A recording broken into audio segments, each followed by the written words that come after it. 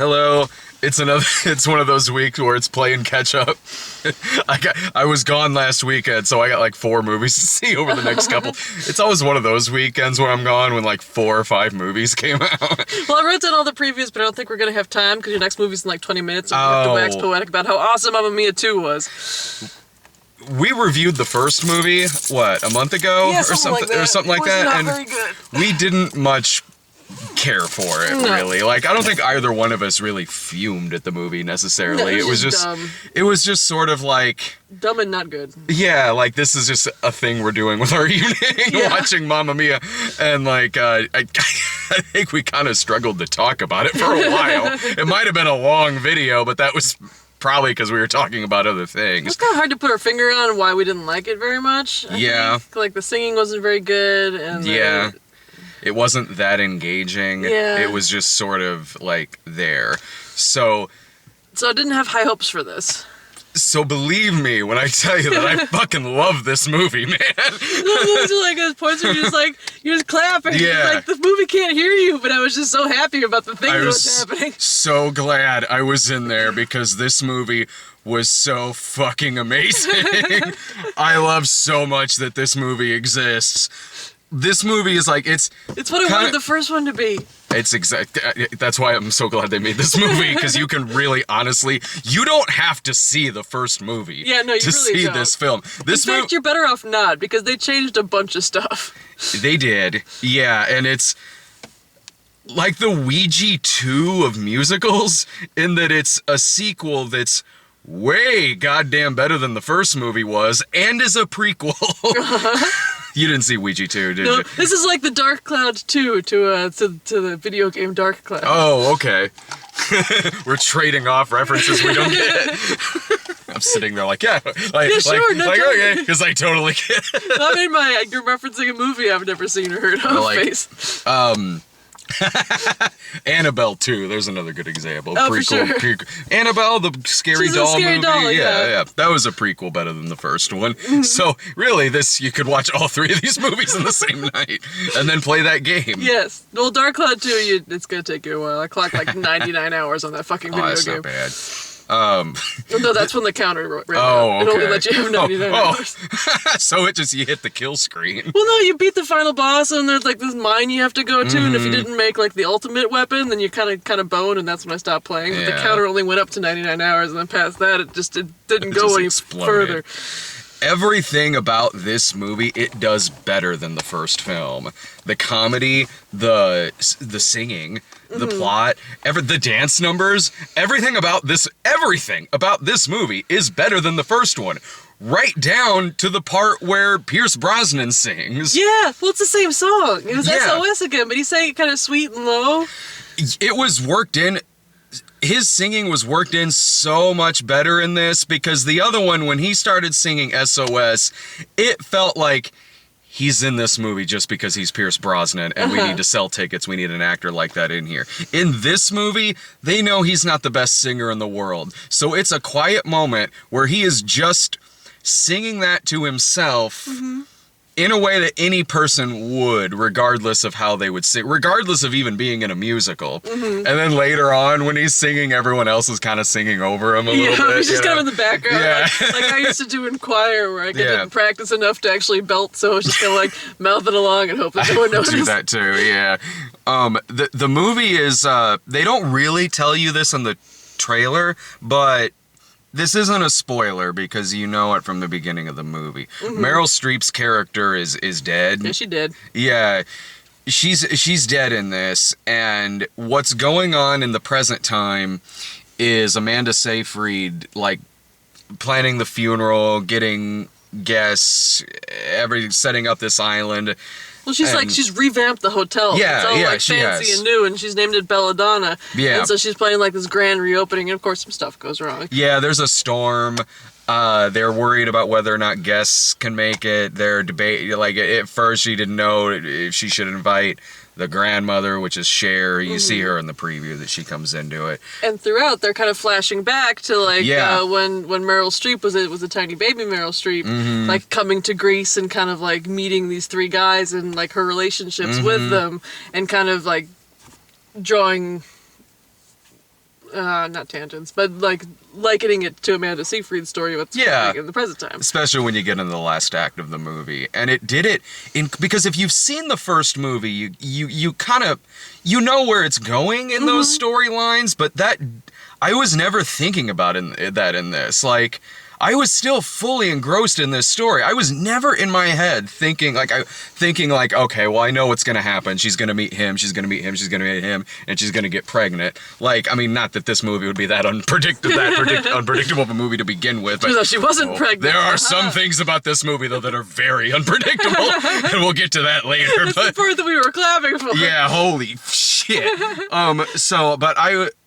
And as far as like the young actors go, like, they cast him pretty well. Yeah, like, they did pretty well. Like, the guy that played Tiny Baby Colin Firth was my least favorite of the three, but I don't think it was because he was bad, it's because he wasn't as good as the other two. No, but I mean, I could, as soon as he walked in, I could tell who he was supposed to be, and the girl, who's playing young Meryl Streep?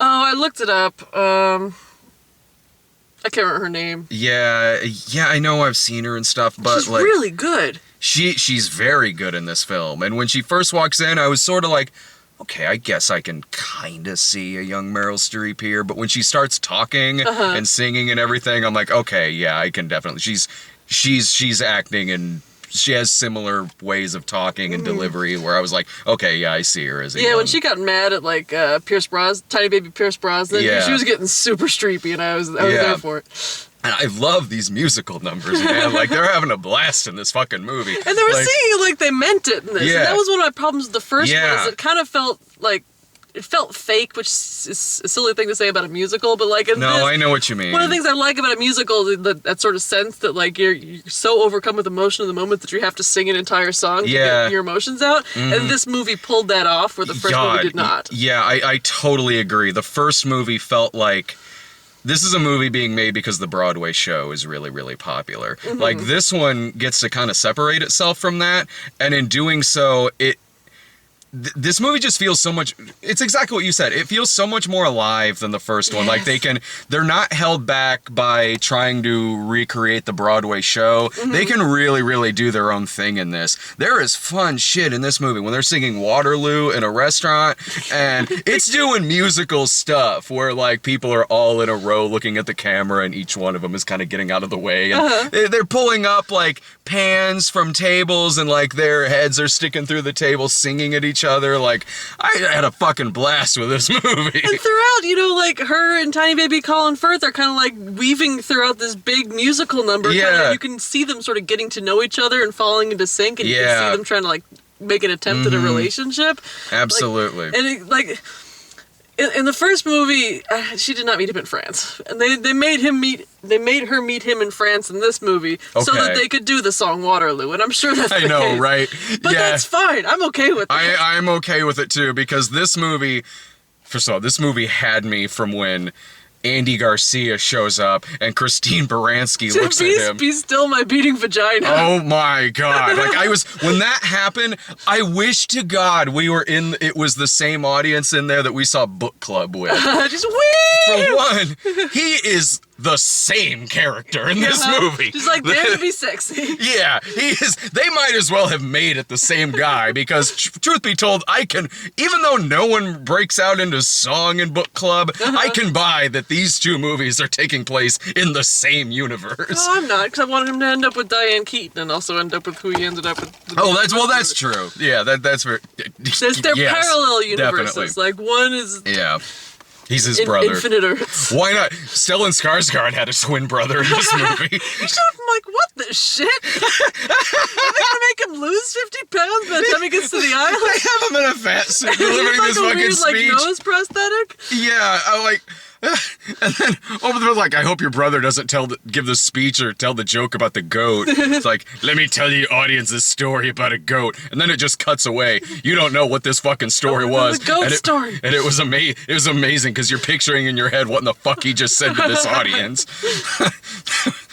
Okay, so my favorite fucking musical cue in this movie was the last act of the film. is really the funeral. And I'm gonna pause you real quick yeah, because if you want to see this movie, don't watch anymore. No, it's yes. The best fucking thing. Yeah. So Cher is there, and she's the grandmother, and she's up on the ledge or whatever talking to Amanda Seyfried's character, and then she mentions Andy Garcia by his last name, and like Del Fuego or something. Yeah, like and Cher's like, well, that's an unusual name, and then she looks and he's over there and she's like, Fernando. I'm like, oh shit! The whole audience was like, oh snap! She said it. And then, because we didn't know his name was Fernando. No, not until this moment. And then, I mean, of course, like they start singing Fernando to each other, and you kind of see a little of this in the trailer where she and Andy Garcia are dancing together, and like fucking fireworks are going off in the background, and it's amazing. Like this movie is unapologetically gleeful yes. and happy, and it's not got a single cynical bone in its body. This is honestly one of the most uplifting funeral films I've ever seen in my life, because this entire movie from beginning to end really is a celebration of this person's life. Which, again, because of that, like, makes sense that it's also a prequel.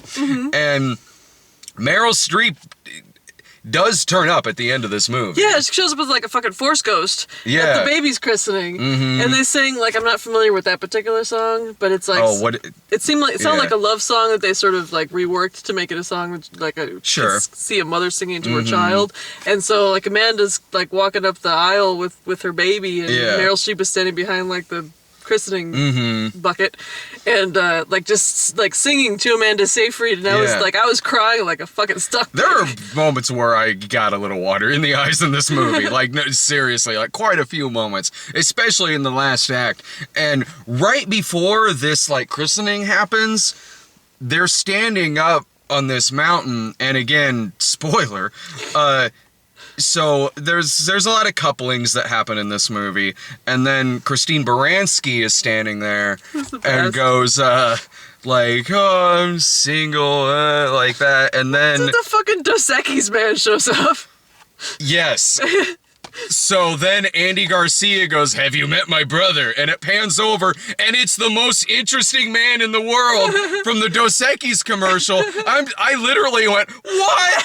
In the theater, and I was sitting there going, this is one of the greatest fucking movies I've ever seen in my life. This is one of my favorite goddamn movies this year. And Christina Perez is just basically just like, yes, come to me. Just as an aside, says, I hope his wife is dead. And he hears her and says, she is. And she's like, oh, good. And then they walk off together. It all fucking works out. No, I totally recommend this movie. Like, it's movies like this that I'm glad I have the job that I do, because I wouldn't have gone to have seen this if it weren't for seeing it for the website, like, because I didn't care much for the first one, so I probably wouldn't have been at this movie. I probably would have, like, because I tried watching the first one, like, once upon a time, got, like, 10 minutes into it, like, this is fucking dumb, and turned it off. So I wouldn't have watched this movie in a million years. Yeah. And I'm so glad that I did.